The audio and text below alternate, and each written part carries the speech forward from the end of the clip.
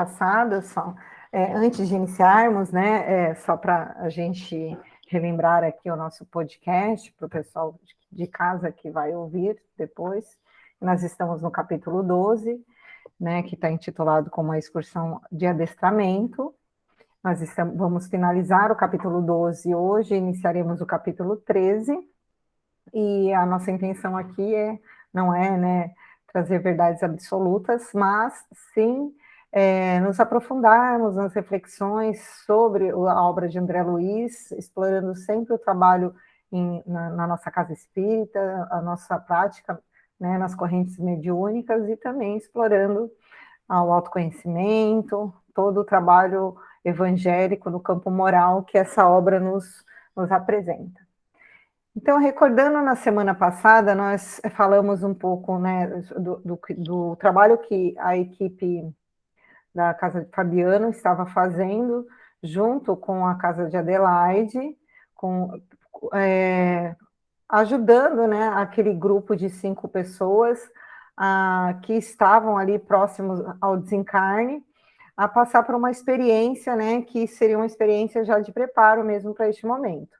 Então, eles foram desdobrados, cada um, né, apresentou ali sua particularidade, as suas impressões durante o desdobramento. Quem tinha um pouco mais de conhecimento com relação à vida no mundo espiritual, após o desencarne, teve um pouco mais de facilidade, né, neste processo, não apresentou tantas resistências, diferente daqueles que, mesmo tendo fé, né, tendo feito um trabalho aqui na Terra, não havia se preparado para esse momento, que é o momento do desencarne. Então, a gente observa o quanto é importante, mesmo nós espíritas, que nós dizemos aí a 4 ventos que acreditamos na vida após a vida, né, que no mundo espiritual, mas pelo que a gente tem acompanhado aí nas obras, não só de André Luiz, mas também de outros autores espirituais, que nós muitas vezes damos muito trabalho à espiritualidade pelas nossas questões de apego, né, na matéria, apego às pessoas, das nossas indecisões. Mas vamos lá para o capítulo, recordando que eles haviam atravessado ali a região estratosférica e da ionosfera, né, e que foi surgindo à vista dele, né, eles foram sentindo ali uma diferença enorme da atmosfera, e que tudo isso era causado por conta mesmo do afluxo intenso dos raios cósmicos, outras emanações também da atmosfera que chegam de forma diferente lá, não chegam, né, da mesma forma que aqui para a gente enquanto encarnado. Aí André, ele relata para a gente, após esse momento, né, que também foi feito antes, para eles atravessarem por essas regiões, foi feito todo um trabalho de doação magnética, que eles estavam ali numa corrente de uma equipe espiritual, trabalhando, e entre 2 trabalhadores espirituais tinha um encarnado ali que ia passar por esse processo de desdobramento, já desdobrado, e que eles faziam uma doação magnética ali para que este encarnado não tivesse nenhuma dificuldade de fazer o processo de volitação, né, para que ele conseguisse volitar, se desdobrar, né, com uma certa facilidade, e atravessar essas regiões aí da atmosfera. Nós percebemos que muito deles ali apresentavam certos assombros, medo, cada um trazia ali no seu íntimo uma perspectiva diferente dessa experiência que eles estavam vivenciando, dentro das suas capacidades intelectuais daquele momento da encarnação, do que eles acreditavam com relação a doutrinas religiosas. Cada um manifestou ali um comportamento de uma forma intensa, mas diferente, e que alguns deles tentavam lutar contra isso, né? Tentavam voltar para o corpo físico, e que a gente entende que é completamente normal. Quando a gente passa, às vezes, num sonho que a gente não compreende o que está acontecendo, a gente tenta acordar toda hora, né? Voltar para o corpo e despertar. E alguns deles tentavam isso, só que força magnética do comandante ali, que era o Jerônimo, naquele momento, ele era tão intensa que eles não conseguiam se desvencilhar, né, e voltar para o corpo físico. Então, a gente observa assim, a importância, né, do trabalho magnético mesmo, e quanto a espiritualidade atua aí para que a gente possa vivenciar alguma experiência que é importante para a gente como espírito eterno, e às vezes a gente fica nessa resistência. Pode falar, Cá. Eu achei assim bem interessante quando ele narra que acho que Gotuso, se eu não me engano, aplica passes, né, nesses que ali foram, né, principalmente aqueles que não estavam muito bem, para poder harmonizar eles, para eles poderem ficar ali, né, o que você estava falando. Eles estão tentando voltar assim, mesmo que a gente tenha um comportamento legal, um comportamento cristão, isso não quer dizer que a gente esteja totalmente preparado para esse tipo de encontro, né? Ele precisou aplicar passes neles para poder eles permanecerem ali mais equilibrados. Eu achei bem interessante esse momento. Exatamente, vou chegar agora nesse momento. André, ele fala para a gente que o Gotuso, né, por gentileza, aplicou vigorosos recursos fluídicos, né, nos assistidos, que receberam, como ele fala, como crianças incapacitadas, né, de imediato julgamento, ou seja, eles não sabiam ali muito bem o que estava acontecendo, com exceção da Adelaide e Fábio, que se mantinham ali mais conscientes do que estava acontecendo. E eu acredito que essa aplicação também não foi só por questões para acalmar, mas também para poder mesmo fazer com que eles se recompossem energeticamente. Né? O desdobramento, ele gasta, a gente sabe que mesmo sendo uma capacidade natural, você tem uma demanda de fluido vital, e lembrando que eles eram 5 pessoas que estavam ali próximas do desencarne, com uma capacidade um pouco mais baixa de fluido vital do que o normal. Nós, inclusive, estudamos que algumas pessoas que estão próximas do desencarne, não é ideal que a gente desdobre essa pessoa. Isso eu digo num trabalho mediúnico, né? A gente deve evitar isso. O médium pode se desdobrar e ir até o assistido, mas não é evitar a corrente, evitar de ir lá desdobrar o assistido, porque ele já vai haver um desgaste energético, algo que ele já não tem. É óbvio que esse aqui é um caso diferente, que é a espiritualidade que está agindo de forma diferente, e eles têm muito mais clareza do trabalho e da necessidade do que nós encarnados, por mais boa vontade que nós tenhamos no momento. E aí eu achei interessante que o Jerônimo, ele tomou a palavra e aí ele falou, eu vou colocar aqui para vocês do texto. Amigos, o concurso desta noite não se destina à cura do corpo grosseiro, posto agora à distância pelas necessidades do momento.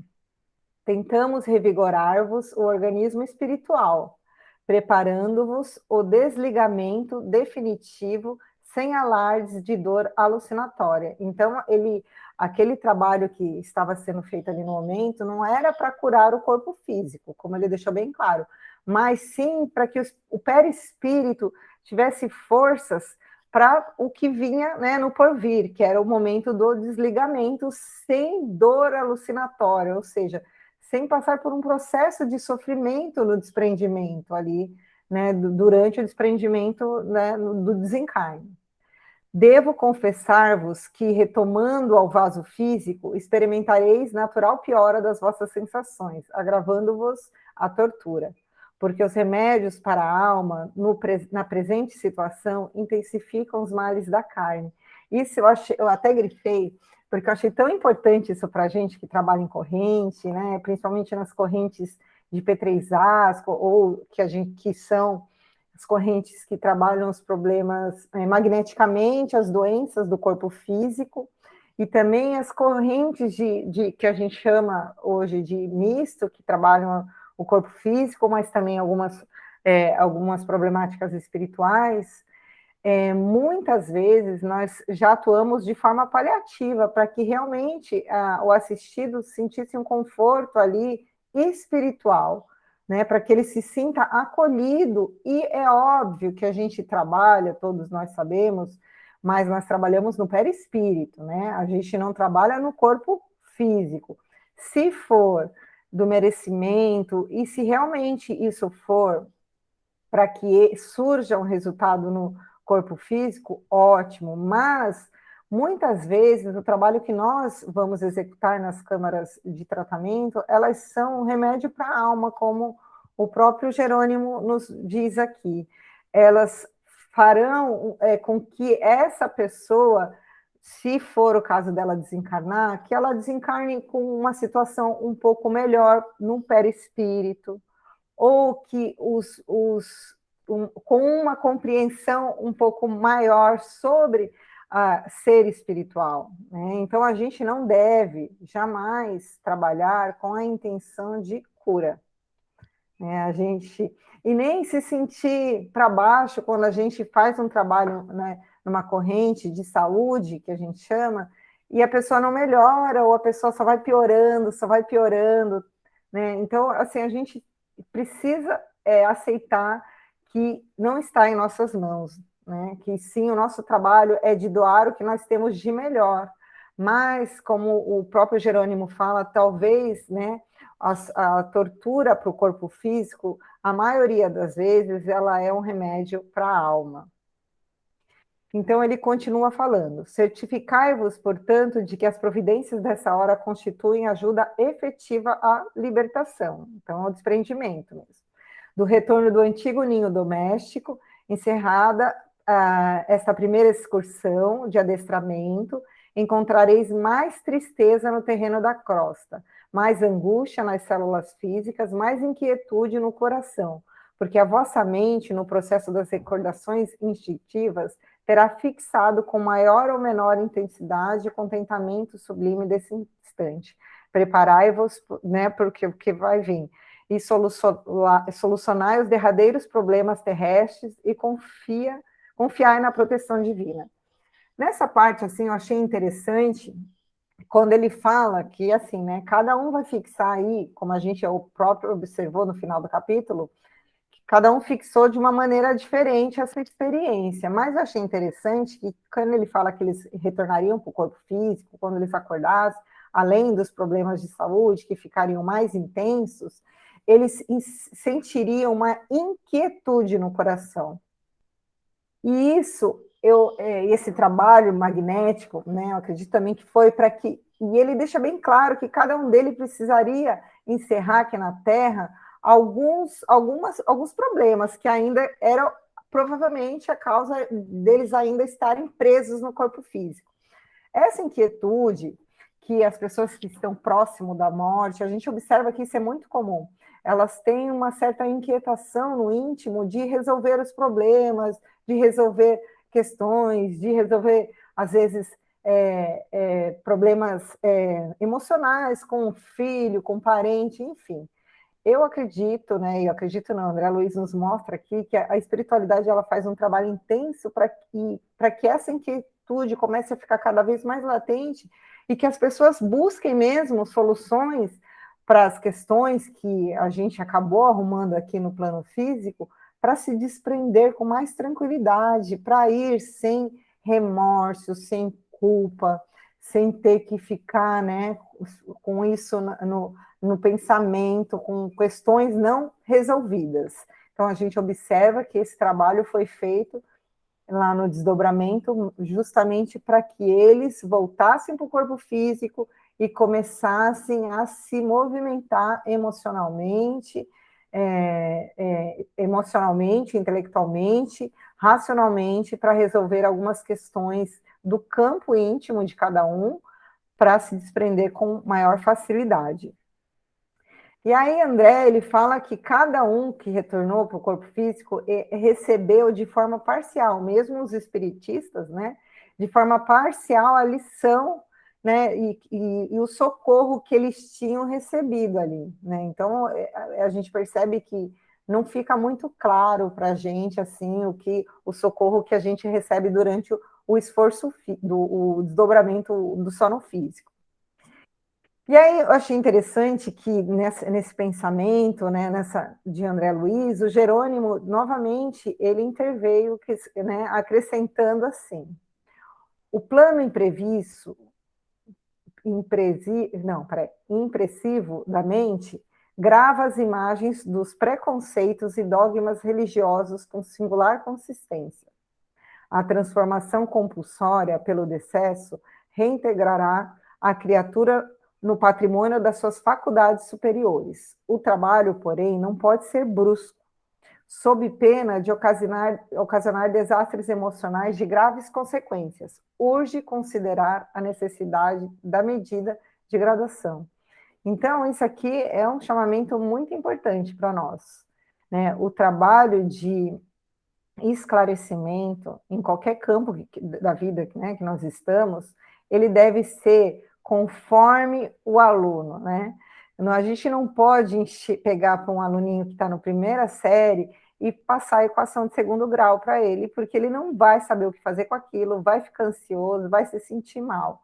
Nós temos que ter muito cuidado com o que a gente passa, o que a gente conversa, e principalmente o que a gente espera do outro. Né? A capacidade dele de absorção do ensinamento é diferente da nossa. Então, a gente tem que medir, né? Medir, sem expectativa nenhuma. Que no momento certo, ele vai estar pronto para receber uma medida um pouquinho maior, né? de conhecimento sobre o Evangelho. E ele continua falando. Há, contudo, observação valiosa a destacar. Como vemos, não é rotulagem externa que socorre o crente nas supremas horas evolutivas.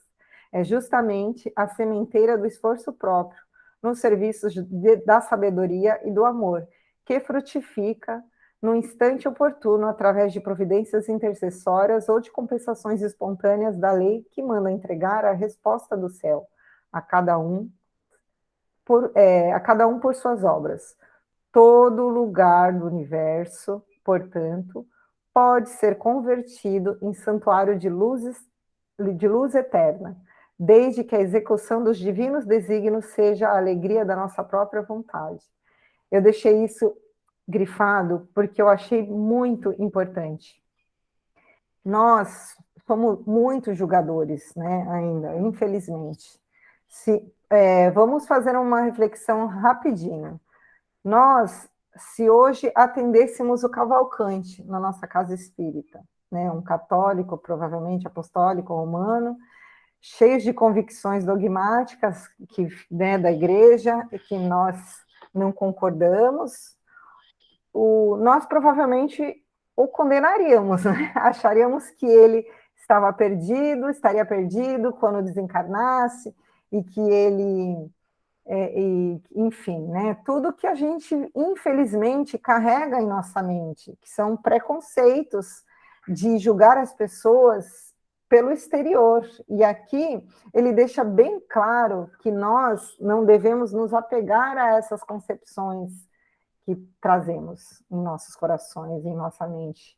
Que não interessa o campo de trabalho que a pessoa atua, desde que ela faça, né, com amor, né, e que ela corresponda aos desígnios de Deus. O que é corresponder aos desígnios de Deus? É fazer com caridade, com boa intenção, sem esperar nada em troca, é perdoar, é tudo aquilo que a gente sabe, e não necessariamente compactuar com a nossa fé, com a nossa crença, né? Ou não necessariamente ser um trabalhador dentro de uma casa espírita, dentro de uma igreja, enfim, em qualquer lugar. A gente sabe, como o Jerônimo nos mostrou aqui, que a seara, né, de Jesus, ela é o mundo todo, né? Então, assim, não adianta nada nós sermos excelentes trabalhadores espíritas e em casa, né, déspotas. Então, a gente não vai estar, a gente estará falhando certamente, posso assegurar, né, no desígnio onde Deus nos colocou para que nós realmente iluminássemos o caminho, né, então não só nosso, mas dos que nos rodeiam. Então isso fica um alerta para que a gente pare de julgar as pessoas pelo exterior, pelo que elas nos apresentam, né? O trabalho ele é diferente e a obra, o que a gente deixa, o que é a obra? O que a gente semeia no coração das pessoas é muito mais importante do que qualquer outro tipo de ação.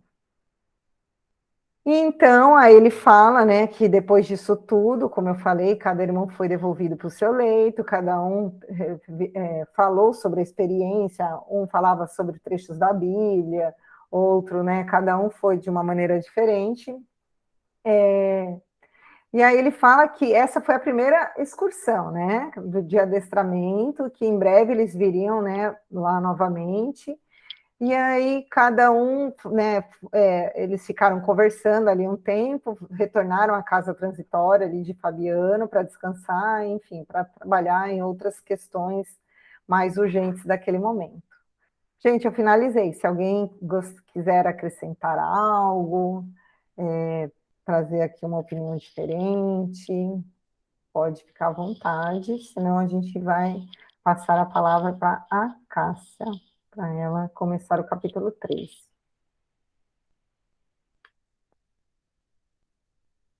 Pelo silêncio, e a Cássia pode, a palavra está com você. Muito obrigada, gente, pela paciência. Bom, vamos lá. Boa noite para todos. Nós, então, agora entramos no capítulo 13, né? Que é companheiro libertado. Esse companheiro, eles, então, assim, eles levaram cada um para lá tal e foram cuidar de outras coisas, né? Como a Rita acabou de dizer.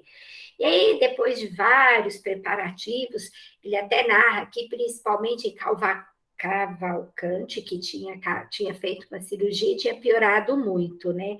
Então, eu acredito que tenha passado alguns dias, pelo menos foi a impressão que eu tive, tá? E aí eles, então, vão na casa de Dimas, porque Dimas é aquele que era trabalhador da Seara, né? Porém, ele estava assim muito preso ainda aos laços familiares, ele estava assim em casa, muito doente, é aquele que ficou com medo, quem leu vai se lembrar que ficou com medo de atravessar o rio, né? Que ficou espantado e tal, é esse ali. Que depois também perguntou se eles estavam em Marte. E aí, né, não, estamos na Terra mesmo. Então, assim, ele tinha conhecimento, mas ainda as emoções e os afetos familiares, né, ainda prendiam muito ele ao corpo físico, né?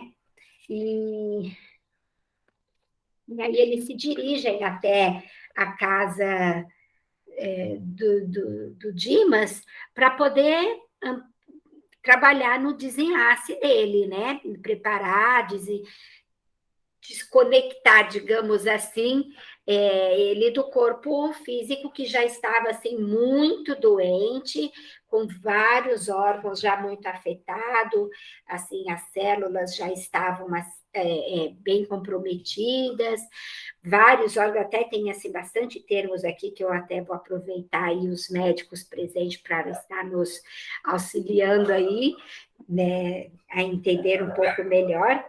E daí a cachorrinha resolveu começar a latir, gente, desculpa. Tem uma parte aqui que ele diz o seguinte, que não tinha determinado um dia exato, que o Dimas ele tinha chegado no momento que estava pronto para desenlaçar, né? Estava pronto para ter amparado, para ter diminuído ali as agonias, né, dele. Então, Jerônimo pega e comenta com o André que Dimas, ele estava pronto. E aí o André, ele na hora, ele muito curioso, né? Desculpa aí, gente, que o barulho da cachorra, acabei perdendo aqui a concentração, tá? Aí o André, que é muito curioso, ele perguntou para o Dimas se já tinha atingido, se o Dimas, perguntou para o Jerônimo, se o Dimas já tinha atingido a cota de tempo suscetível a ser aproveitada por seu espírito na crosta da Terra e se completou a relação de serviços que o trouxera ao renascer. Porque é assim, né? O André ficou lá vendo todo aquele que eles chegaram lá, já tinha outros companheiros lá, outros espíritos de equipes destinadas a isso, tinha no ambiente vários espíritos de pessoas que Dimas tinha auxiliado, né? E tinha também um espírito lá mais esclarecido, também acompanhando. E André ficou assim, nossa, né? Tipo, eu imagino que André deve ter pensado, nossa, quanta gente, né? E aí André, curioso, já foi perguntando, e aí o Jerônimo responde que não, que o Dimas ele não tinha concluído tudo que ele podia ter feito, né? E aí o André pensa, será que ele foi suicida? Aí o Jerônimo responde que não, né? Que o Dimas não tinha sido suicida, né? Porque aí ele fica pensando, nossa, espíritos, né, de outras hierarquias aqui presente, né? E como assim? Então aí o André ainda insiste, né? Mas se Dimas não aproveitou todo o tempo de que dispunha, gente, eu achei muito legal a gente falar sobre isso, tá? Por isso que eu estou colocando aqui para vocês. Não terá também desperdiçado a oportunidade, como aconteceu comigo, que o André ele sempre faz assim, né? Pelo menos até aí, ele sempre faz um paralelo junto com a história dele, dos casos que ele vai encontrando. E aí o Jerônimo, muito compassivo, né? Ele responde. Espera aí que eu vou pegar aqui, eu marquei também, porque eu acho muito legal. Não conheço o seu passado, André, e acredito que as melhores intenções terão movido as suas atividades no pretérito.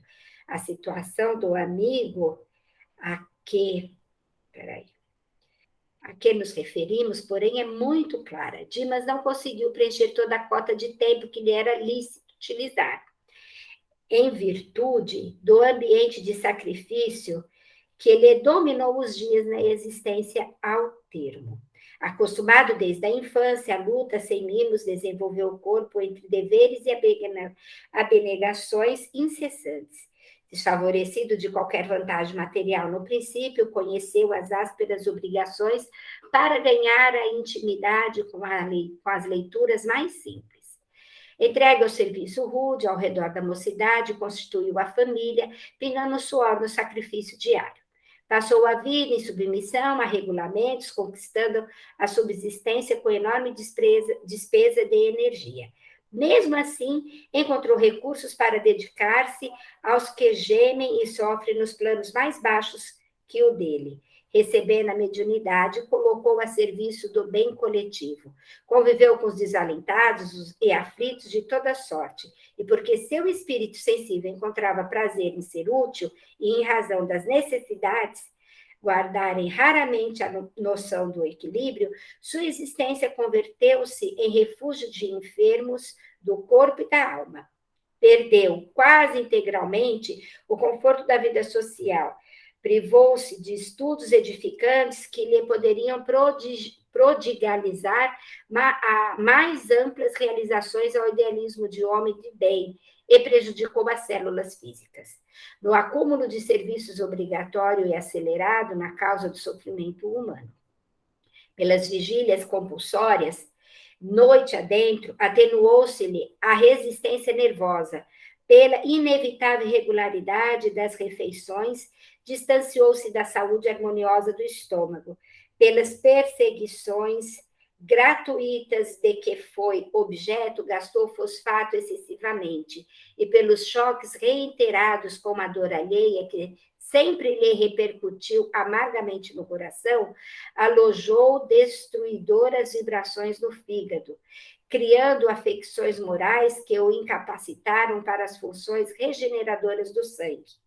É verdade que não podemos louvar o trabalhador que perde qualquer órgão fundamental da vida física em atrito com as perturbações que companheiros encarnados criam e incentivam para si mesmos. No entanto, faz preciso considerar as circunstâncias em jogo.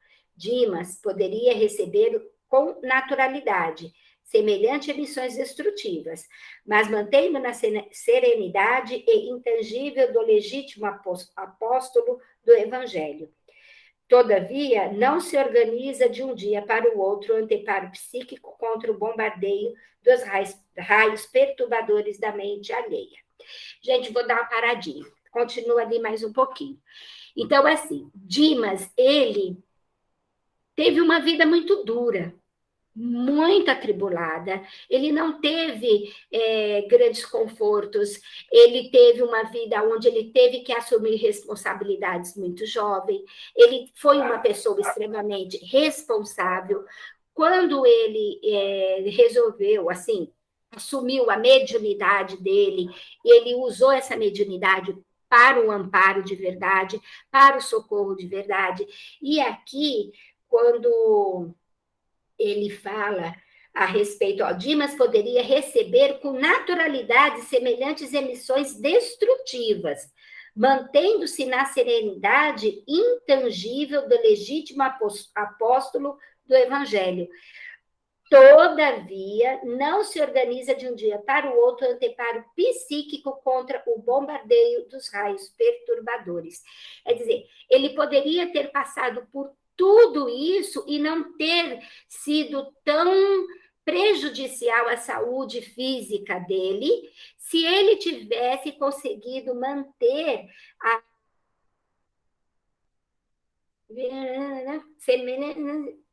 serenidade, desculpa. Ele não pode se ele tivesse conseguido manter a serenidade. Então, eu fui lendo e fui pensando em nós, em mim, né? E foi o que André também fez. Ele começou a pensar na vida que ele teve. Dimas, ele teve uma vida cheia de compromissos e de dificuldades. Não foi facilitado em nada para ele, assim, não teve condições de ter bons estudos, André teve, né? Ele teve aí o André se sentiu assim envergonhado com aquela situação, porque ele tinha tido uma vida completamente o oposto de Dimas. E ele desencarnou como suicídio inconsciente. Por quê? Por conta das escolhas que ele teve na vida. Ele era médico e poderia ter amparado muito mais do que ele amparou, né? Então, quem já assistiu o filme, ele vai lembrar daquela senhorinha que ora por ele, né? E que ele atendia ela com não de bom grado. Era pelo menos no filme, a secretária dele que dava um jeitinho dele atender lá o marido daquela senhora. Então, assim, ele não tinha aquela preocupação que Dimas tinha com a coletividade, com o bem do próximo. Ele era médico, trabalhava como tal, ganhava bem, tinha os abusos do álcool, os abusos do alimento, os abusos do sexo, contraiu sífilis, né? E isso tudo prejudicou o organismo dele. Então, assim, um tinha o organismo debilitado porque se doou ao próximo, né? Além. E o outro tinha o organismo debilitado por más escolhas, por escolher comportamentos que lhe trouxe mesmo esse prejuízo físico e por isso desencarnou como um suicida inconsciente, né? E aí, André Luiz, ele pode falar aí, Vence. Interessante a questão de que a situação dele de olhar tanto em prol das pessoas, se preocuparem com as pessoas, e ainda foi ineficiente para ele conseguir ficar o tempo necessário reencarnado aqui na Terra, né, devido esse efeito deletério que ele provocou no corpo dele, no corpo físico e no corpo espiritual, né, primeiramente, né? A gente vê que o estágio dele realmente era bem interessante, porque a gente começa algumas situações e num grau evolutivo ainda inicial que às vezes a gente provoca o mal para as pessoas, proposital, né? Com aquela perversão ainda moral, aí provoca o mal para as pessoas. Depois a gente vai evoluindo, chega no ponto da neutralidade. Eu já não faço mais o mal, mas também bem nenhum, né? É o meu egoísmo ainda que está sendo enaltecido, sendo mais alimentado pelas minhas emoções e inteligência também, né? Aí depois a gente começa a se preocupar com os outros, a se colocar no lugar dos outros, a sofrer um pouco pelo sofrimento dos outros, mas ainda se desequilibra, ainda tem tempestades mentais, tem descontroles, revoltas, raiva, pelo outro às vezes, né? E acaba odiando um porque gosta muito do outro. Aí é o estágio que ele está, né? Que ele se colocou aí, essa falta do anteparo mental, de vivenciar essa problemática do outro, sem se desequilibrar com ela, que é o estágio que a gente agora tem que se preocupar e galgar nisso daí e valorizar. Ver um mundaréu de coisa errada ao nosso redor, mas não se desequilibrar, né? Não é ser, é, é, não é estar sendo junto com a pessoa, digamos assim, sumiu o termo agora, eu não vou ser conivente com a pessoa. Pelo contrário, eu vou tentar trabalhar em prol da pessoa, mas acima de tudo a compreensão, esse desenvolvimento da compreensão que é o grande desafio agora. E a compreensão para com todos, não só para os que sofrem, mas para os que provocam o sofrimento. Esse é um desafio gigante, um desafio hercúleo para nós. Mas é isso que vai conseguir fazer a gente desencarnar de forma equilibrada. É que a gente não vai perturbar o nosso perispírito, não vai desenvolver doenças no nosso corpo físico, né? Isso já, para quem está estudando André Luiz, já é bem claro isso. Mas eu achei interessante também nesse trecho que você viu, a, no caso, a alteridade que tem do mentor em falar. Aí, claro que isso é um passo muito lento. São passos muito lentos para isso. E ele entende isso perfeitamente, né? Então, tem que ir com muita cautela, muito cuidado, porque o desenvolvimento disso é um trabalho árduo, é um trabalho mais que nos vai trazer a nossa verdadeira saúde psíquica, emocional, social e física, né? Mas pelo menos a gente tendo esse panorama dessa extensão toda, já fica mais fácil da gente fazer os nossos projetos para desenvolver isso, uma coisa de cada vez, um item de cada vez, um passo de cada vez, sem se desequilibrar, porque esse perfeccionismo, essa pressa já é uma outra fonte de desequilíbrio também. A gente compreender o nosso tempo, a nossa velocidade, se respeitar e se amar com toda essa problemática que nós temos, e se amando na medida do possível que a gente alcança, né? Então, essa receita que ele passou aqui foi uma coisa muito, muito importante mesmo. Eu achei interessante isso, né, que até que você falou no final. A grande questão, assim, do Dimas foi a falta de serenidade, né? E se a gente for pensar, né, o que é ser sereno, né? Se a gente colocar lá no dicionário, ele fala que uma pessoa serena, ela é ausente de perturbações, agitações. Então, a gente pensa em serenidade, a gente pensa em Jesus, né? Que tinha aquela agitação externa, o mundo acabando em volta dele, e ele sereno, né? Não tinha essa perturbação íntima que nós todos carregamos. E eu acho que ficou bem claro aqui nesse capítulo o quanto essas perturbações íntimas, essa agitação, ela interfere na nossa saúde, até física, né? Porque por mais que a gente tenha boa vontade, tudo, se a gente não consegue, não busca a serenidade durante a nossa existência aqui quanto encarnado, dificilmente a gente vai ter uma passagem tranquila, ou talvez a gente até adiante aí a nossa passagem por desgaste do nosso organismo físico mesmo. E as perturbações, elas são justamente por uma falta de aceitação que nós temos na vida, né? A gente não aceita, às vezes, a vida que a gente leva, o nosso trabalho, os nossos companheiros, o momento, o país, né, o presidente, a gente não aceita nada. Então, a gente fica nessa perturbação íntima e acaba se desgastando mesmo, né, carregando com a gente tudo isso. Então, acho que a gente, é uma reflexão muito importante que você trouxe para que a gente comece a trabalhar a paz que Cristo tanto nos deseja, né, nos desejou, que a gente quer essa paz que ele fala, que é o mundo pode estar em guerra, né, ao lado de fora. Não que você tem que ser passivo, mas você não pode deixar que nada perturbe a sua paz e a sua confiança. Eu acho que é isso. Eu ia falar isso, Rita, que você falou, é muito, muito importante mesmo, porque a gente vai se vendo e tomando cuidado com o que a gente sente diante desses testes, dessas provas que acontecem, né? E na câmera mesmo, como a gente se sente com relação ao obsessor, né? Sendo que às vezes nós também podemos ter um grau de sermos obsessores na vida de alguém, né?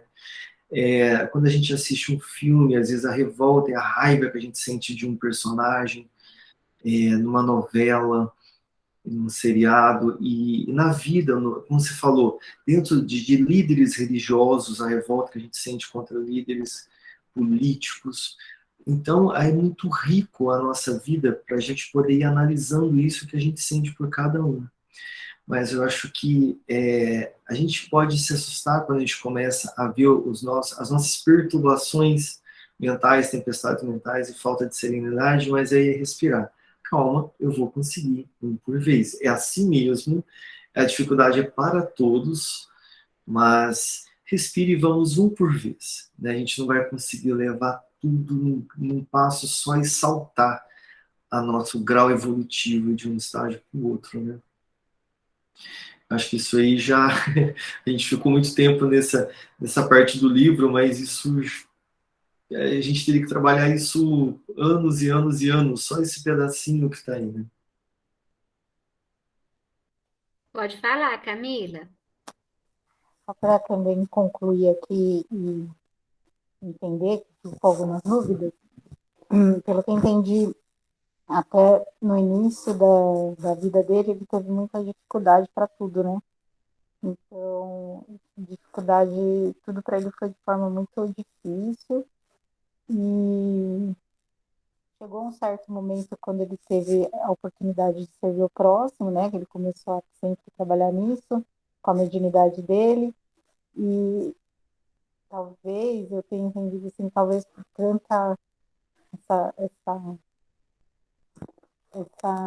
desde o início ter tido tanta dificuldade, talvez ele tenha olhado só para o outro e tenha se anulado, né?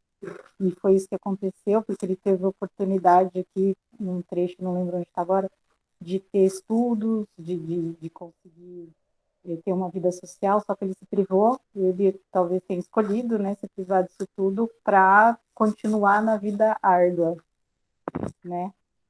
Então, e aí com isso, teve todas as. Aí ele conta com detalhes, né? Onde foi afetando o físico. Que também, no meu entendimento aqui, até pelos esclarecimentos de vocês, essa falta de serenidade, essa perturbação, talvez seja na falta de capacidade de não se deixar envolver tanto com os casos que ele atendia. Não sei se é isso, mas foi o que eu entendi, né? Deve, né, casos fortes, assim, que ele poderia estar atendendo e se envolvia demais com as situações que deve, eu tenho, no meu ponto de vista, que deve ser bem difícil mesmo participar, ouvir histórias, entender e e não se envolver tanto. E eu acho que é isso. Aí se eu falei, se algo aqui eu me expressei mal, que talvez eu não tenha entendido bem, eu gostaria que vocês me ajudassem. Então, eu tive uma percepção assim um pouquinho diferente a respeito daí dessa questão dele, dessa falta de serenidade. Eu acho que sim, que ele devia se preocupar bastante com os casos, com as pessoas, né? Mas pela dificuldade que ele estava de se desligar dos laços ali de família, né? De se desligar da problemática ali da família, eu acho que ele foi uma pessoa que também teve essa dificuldade na vida pessoal dele, não só junto aos trabalhos de assistência, seja ela social ou espiritual, dentro da tarefa, ao próximo, mas também dentro da família. Então, eu me vi muito assim nisso de quanto que eu vou dificultar o meu desenlace com o apego à família, entendeu? Porque pelo que ele narra, ali um pouquinho mais para frente, vai narrar, ele também estava com essa dificuldade, né? Ele estava com a dificuldade de se desenlaçar dos laços que ligavam ele à família, aos amigos. Ele tinha aquela preocupação e isso estava atrapalhando, né? Aquele amor todo, aquela dedicação toda dele para com eles e eles para com ele, também estava prejudicando. Então, acaba que deixa ali uma falta de serenidade junto a essa questão também. Acho que acredito eu que fazia parte da personalidade dele se preocupar em demasia, né?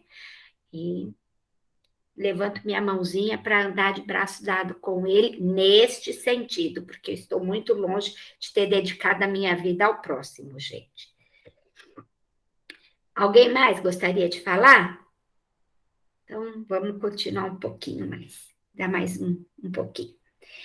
Então, assim, o André, só para concluir isso aí, ele pensa o seguinte, que o servidor do bem, que era o Dimas, empregara as possibilidades que o céu lhe confiara, em benefício de outros. Quanto a mim, centralizado em mim mesmo, gozara essas possibilidades até o clímax, perdendo-me pela abusiva saciedade. Enfim, quem de nós não? Bom, eles então vão lá até a casa do Dimas, e como eu tinha dito antes, estava cheio de amigos desencarnados que velavam lá, atentos, né? E tinha também aquela entidade iluminada lá que estava, e que perguntou se já estava, se aquele era o dia do desenlace, e recebeu uma informação que sim, né? Que a resistência orgânica terminou e que estavam autorizados a aliviar. Era uma trabalhadora do plano espiritual, que aí ela pergunta se podiam ficar ali alguns que tinham sido beneficiados pelo trabalho do Dimas. Então, assim, então uma porção, a galera lá querendo receber Dimas, querendo saudar ele, ou, né, em agradecimento pelo que ele tinha feito a eles de bom. E aí, esse instrutor que ali estava, ele responde o seguinte, deixa eu chegar lá que eu marquei. Minha amiga, compreendo as dificuldades inerentes ao assunto. Se Dimas estivesse plenamente senhor das emoções, por isso que eu imaginei que ele estava abalado por conta de estar desencarnando e de se separar da família, né? Não surgiria inconveniente algum. Entretanto, ele permanece agora sob agitações psíquicas muito fortes. Conhece o fim próximo do aparelho carnal, mas não pode esquivar-se de súbito às algemas domésticas. Teme o futuro dos seus, conserva-se em total descontrole dos nervos e enlaça-se nas emissões de inquietude da esposa e dos filhos. Cremos ser inoportuna essa visita compacta no decorrer das atividades da desencarnação, mesmo tratando-se dos melhores amigos do doente, para que se lhe não agrave o controle mental. Então, assim, aqueles que ali estavam com a melhor das intenções, né? Estavam cheios de amor, de felicidade, de gratidão.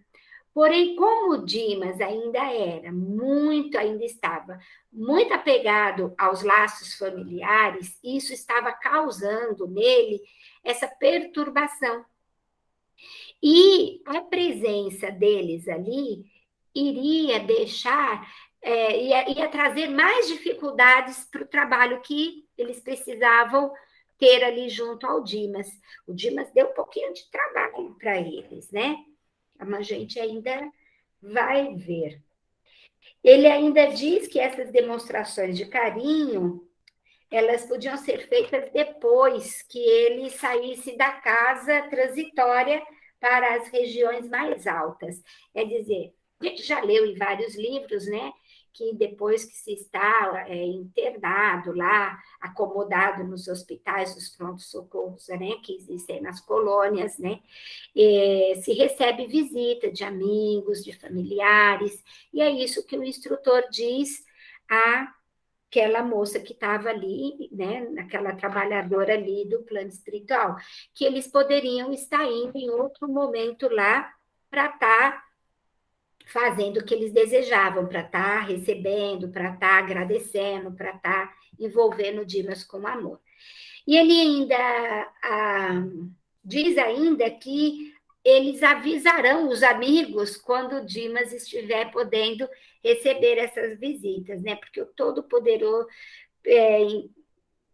Todo-Poderoso ali estaria em favor de Dimas, né? Então, que eles também avisariam eles, né, de quando eles pudessem fazer a visita ao Dimas. E ela entendeu e se afastou do ambiente, levando os visitantes, né? Ela retirou eles do ambiente e foram para outro, não diz ali aonde eles foram, tá? Eu que imagino que eles foram embora, porque lá nessa parte eles não dizem. Bom, a esposa do médium, ao pé dele, não obstante prolongadas vigílias e sacrifícios estafantes, que a expressão fisionômica denunciava, mantinha-se firme ao seu lado, olhos vermelhos, de chorar, emitindo força. Quer dizer, a mulher dele estava lá, firme e não tão forte ao lado dele, muito abalada emocionalmente, porque diz aqui que ela estava com os olhos vermelhos de tanto chorar, né? E que isso aqui, e que emitindo forças de retenção amorosa que prendiam o moribundo em vasto emaranhado de fios cinzentos, dando-nos a impressão de peixe encarcerado em rede caprichosa. Vejam só, ela amava aquele homem, ela queria cuidar dele, ela cuidava dele, ela não desejava o desencarne dele, ela estava muito abalada ao lado dele, porém todo aquele amor, todo aquele cuidado, por não haver uma aceitação com a vontade do pai, estavam criando fios, tecendo assim uma rede energética que ligavam, que prendiam Dimas a ela, que prendia Dimas àquela situação penosa. E isso estava dificultando, né, o desenlace do Dimas. Então, gente, eu vou contar para vocês uma história. Eu sei que eu sempre tenho meus causos para contar. Mas, olha, o padrasto do Genésio desencarnou e aí nós fomos para o velório, né, para o funeral. Durante a madrugada estava o corpo num caixão, eu, uma irmã dele e uma nora da irmã dele. Só nós lá naquele velório. Era uma noite fria. De repente, a mulher levantou do banco que a gente estava, foi direto no caixão e começou a gritar assim para o irmão: Chico, meu irmão, mas isso aos berros. Eu sei que você está aí, que está me ouvindo. Levanta agora, Chico. Eu falei: Jesus amado, o que ela está fazendo? Então, assim, eu corri lá, fui tirar ela, fui conversar com ela, fui acalmar ela. Então, para vocês verem, assim, que a falta não é de conhecimento do que nós espíritas, do que nós reencarnacionistas acreditamos, mas pela falta de espiritualização dentro de qualquer que seja a religião, sabe? A falta de fato, crer no que diz crer. O quanto que atrapalha no momento desses, sabe? É assim, impressionante. E essa narrativa do André nos mostra bem nítido isso, e as coisas que ele ainda vai falar mais à frente, né? Aí, a esposa, ela era o primeiro empecilho que eles tinham ali a estar vencendo, era a esposa. Então, o que o Jerônimo faz? Ele diz o seguinte: improvisemos temporária melhora para sossegar a mente aflita. Somente depois conseguiremos retirá-lo. Quer dizer, é outra coisa que a gente vê muito, né? Tem até uma frase que diz assim: a melhora da morte. Que o cara tá lá morrendo, de repente, do nada, dá uma melhorada, e aí a família, oh, que bom, graças a Deus está melhorando. Aí, depois vai lá e desencarna assim, puf, a velhinha se apagou. Então, é isso que a espiritualidade fez nesse momento. Vamos melhorar o Dimas para a família poder sossegar e a gente poder... deixa eu marcar aqui onde eu parei. E a gente poder estar trabalhando no desenlace do Dimas. Gente, falta um minutinho só, eu vou parar por aqui, tá? E aí a gente continua na próxima semana. Pode falar, Ivens. O que eu vou falar é um minutinho, mas que eu achei bem interessante, logo no começo desse capítulo, que eles falaram que ia ter o desenlace do Dimas, que já estava próximo, mas que eles não sabiam o dia. Os responsáveis pelo desencarne dele, diretos, não sabiam o dia. Então, às vezes, não tem essa questão da situação pronta, né, que vai ter um começo, meio e fim. Vai depender do desenrolar, do livre-arbítrio dos encarnados, do livre-arbítrio dos desencarnados, do livre-arbítrio ali de todo mundo relacionado ao caso agindo. E isso aí vai ou prolongar ou encurtar o tempo do desencarno, né? Isso é bem interessante, que não tem dia nem hora certa, depende, né? Chegando até esse ponto extremo de ter que melhorar a pessoa para poder todo mundo assim já esperando o óbito, é agora, é agora, é agora, e segura, né? Torce, fica na torcida, na fé. As pessoas desviam um pouco o pensamento, corta aquela união fluídica ali para poder facilitar, né? Muito interessante.